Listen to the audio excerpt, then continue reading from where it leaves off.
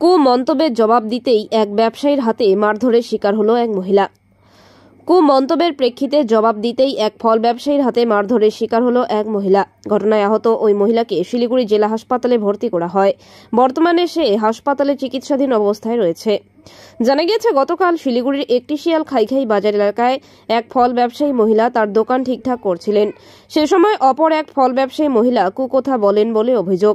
সেই কুকথার বিরুদ্ধে জবাব দেওয়ায় অপর এক ফল ব্যবসায়ী যুবকের মারধরের শিকার হলেন ওই ফল ব্যবসায়ী মহিলা। ইতিমধ্যে ওই ফল ব্যবসায়ী যুবকের বিরুদ্ধে ভক্তিনগর থানায় একটি লিখিত অভিযোগ দায়ের করা হয়েছে বলে জানা গেছে।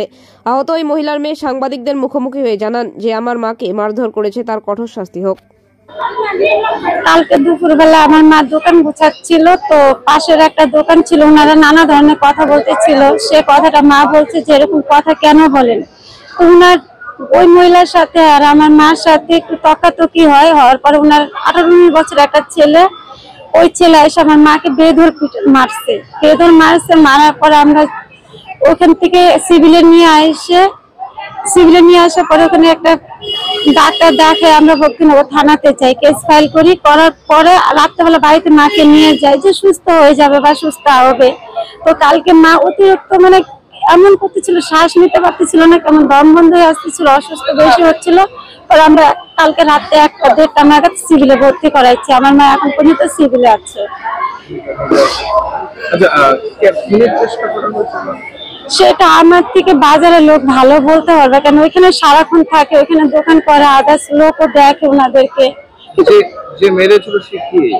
সে আমাদের পাশের দোকান দোকানদারি। হ্যাঁ। কটা নাগাদ ঘটনা? এটা 4:30 পৌনে 5টা নাগাদ। কিসের দোকান? আমার মার ফলের দোকান। আর যে ওখানে যে এসে আরেকজনের যে দোকান, সে তারও কি ফলের দোকান? হ্যাঁ, তারও বাবা মার বলতে কেউই নেই, শুধু আমরা 2টা বোন আছে, ওনার কোনো ছেলে নাই। ওনারা এত বয়সে কাজ করে খাচ্ছে যে আপনাদের কাছে একটাই রিকোয়েস্ট বলবো যে আমার বাবা মার সুবিচার হোক। পুলিশ কোনো ব্যবস্থা নিয়েছে? পুলিশ এখন পর্যন্ত কোনো ব্যবস্থা নেয়নি। এখন কি করবে সেটাও আমরা জানি না। কালকে রাতে গেছিলাম। কালকে বলছে যে আজকে 10টা নাগাদ ওনারা বাজারে ঢুকবে, দোকানে ঢুকবে, এখন পর্যন্ত ঢুকেনি। মার অবস্থা বেশি ভালো না, মাথা মতো ফুলে গেছে, বুকে ব্যথা পাচ্ছে, একটু শ্বাসকষ্ট হচ্ছে। করতেই পারে, এখন ওইটুকু অত বড় একটা ছেলে বয়স্ক মহিলাকে মারতে হতো, এমনি তো কম মারেনি, মারছে বেশি, এর জন্য আমরা সিভিলে ভর্তি করাইছি।